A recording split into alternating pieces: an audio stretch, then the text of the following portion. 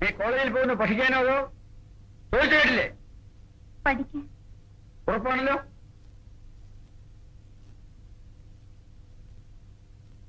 പോകുന്ന വഴിക്കോ വരുന്ന വഴിക്കോ മറ്റെവിടെയെങ്കിലും കയറുന്ന പതിവുണ്ടോ? ഇല്ല. തീർച്ച?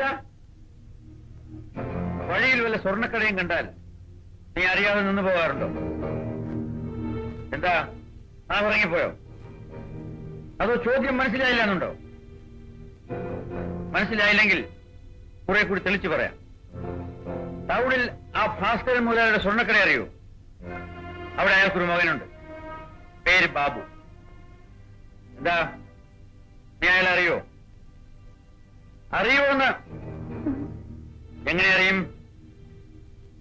എങ്ങനെ അറിയുമെന്ന്? അത് ഞാൻ അറിയും, അത്രേ ഉള്ളൂ.